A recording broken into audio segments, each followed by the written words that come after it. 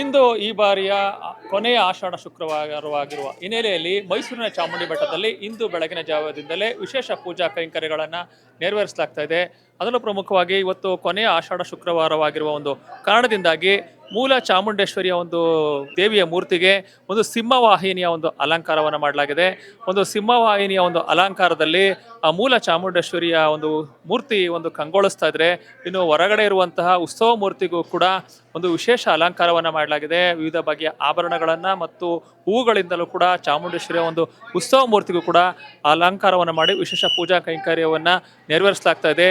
ಲೋಕ ಕಲ್ಯಾಣಾರ್ಥವಾಗಿ ಅಂತಂದ್ರೆ, ಏಕೆಂದ್ರೆ ಈ ಬಾರಿ ಅತಿವೃಷ್ಟಿಯಿಂದಾಗಿ ಸಾಕಷ್ಟು ಅನಾಹುತ ಆಗಿರುವ ಒಂದು ಹಿನ್ನೆಲೆಯಲ್ಲಿ ಯಾವುದೇ ಅನಾಹುತಗಳು ಇನ್ನು ಮುಂದಿನ ದಿನಗಳಲ್ಲಿ ಜರುಗದೇ ಇರಲಿ ಮತ್ತು ಸಂತ್ರಸ್ತ ಜನರಿಗೆ ಒಳಿತಾಗಲಿ, ಒಂದು ನಾಡಿಗೆ ಒಂದು ಒಳಿತಾಗಲಿ ಒಂದು ನಿಟ್ಟಿನಲ್ಲಿಯೂ ಕೂಡ ಒಂದು ಚಾಮುಂಡಿ ಬೆಟ್ಟದಲ್ಲಿ ಇಂದು ವಿಶೇಷ ಪೂಜಾ ಕೈಂಕರ್ಯಗಳನ್ನು ನೆರವೇರಿಸಲಾಗಿದೆ.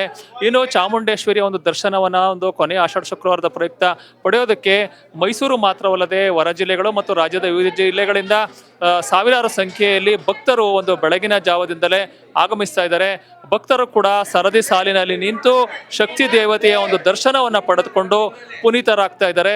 ಇನ್ನು ಗಣ್ಯರು ಕೂಡ ಒಂದು ಚಾಮುಂಡೇಶ್ವರಿ ದೇವಿಯ ಒಂದು ದರ್ಶನ ಪಡೆಯೋದಕ್ಕೆ ಚಾಮುಂಡಿ ಬೆಟ್ಟಕ್ಕೆ ಆಗಮಿಸಿದ್ದಾರೆ. ಒಟ್ಟಾರೆಯಾಗಿ ಈ ಬಾರಿಯ ಆಷಾಢ ಮಾಸದ ಒಂದು ಕೊನೆಯ ಆಷಾಢ ಶುಕ್ರವಾರವಾಗಿರುವ ಒಂದು ಕಾರಣದಿಂದಾಗಿ ಮೈಸೂರಿನ ಚಾಮುಂಡಿ ಬೆಟ್ಟದಲ್ಲಿ ಒಂದು ವಿಶೇಷ ಪೂಜಾ ಕೈಂಕರ್ಯಗಳು ನೆರವೇರ್ತಾ ಇದ್ದು, ಸಹಸ್ರಾರು ಮಂದಿ ಭಕ್ತರು ಇಂದು ಬೆಳಗಿನ ಜಾವದಿಂದಲೇ ಶಕ್ತಿ ದೇವತೆಯ ಒಂದು ದರ್ಶನವನ್ನ ಪಡೆದು ಒಂದು ತೆರಳುತ್ತಾ ಇದ್ರೆ, ಅರ್ಚಕ ವೃಂದವು ಕೂಡ ಆಗಾಗ್ಗೆ ಒಂದು ದೇವಿಗೆ ಮಂಗಳಾರತಿಯನ್ನ ಮಾಡುವ ಮುಖಾಂತರ ಲೋಕಕ್ಕೆ ಒಳಿತಾಗಲಿ ಅನ್ನೋ ಒಂದು ಪ್ರಾರ್ಥನೆಯಲ್ಲಿ ತೊಡಗಿದ್ದಾರೆ. ಒಂದು ಇಡೀ ದೇಗುಲವನ್ನ ವಿವಿಧ ಬಗೆಯ ಹೂಗಳಿಂದ ಒಂದು ವಿಶೇಷವಾದ ಒಂದು ಅಲಂಕಾರವನ್ನ ಮಾಡಲಾಗಿದೆ. ಇದೇ ಒಂದು ಕಾರಣದಿಂದಾಗಿ ದೇಗುಲ ಕೂಡ ಇಂದು ಒಂದು ವಿಶೇಷವಾಗಿ ಒಂದು ಹೊಸ ಒಂದು ಆಕರ್ಷಣೆಯಾಗಿ ಒಂದು ಕಂಗೊಳಿಸ್ತಾ ಇದೆ ಅಂತ ಹೇಳ್ಬೋದು. ಒಟ್ಟಾರೆಯಾಗಿ ದಿನದಿಂದ ದಿನಕ್ಕೆ ಅಂದ್ರೆ ಆಷಾಢ ಮಾಸದಲ್ಲಿ ದೇವಿಯ ದರ್ಶನಕ್ಕೆ ಭಕ್ತರು ಆಗಮಿಸ್ತಾ ಇದ್ರು. ಇಂದು ಕೊನೆಯ ಆಷಾಢ ಶುಕ್ರವಾರ ಆದರೂ ಕೂಡ ಈ ಭಾನುವಾರ ಒಂದು ಅಮಾವಾಸ್ಯೆ ಇದೆ, ಅಲ್ಲಿವರೆಗೂ ಕೂಡ ಒಂದು ಆಷಾಢ ಮಾಸ ಇರುತ್ತೆ.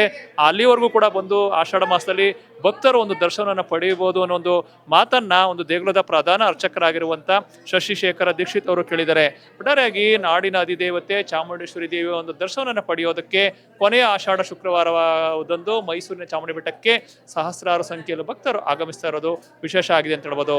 ಕ್ಯಾಮರಾ ಪರ್ಸನ್ ಅರ್ಜುನ್ ಜೊತೆ ರಂಗಸ್ವಾಮಿ, ಪ್ರತಿನಿಧಿ ನ್ಯೂಸ್, ಮೈಸೂರು.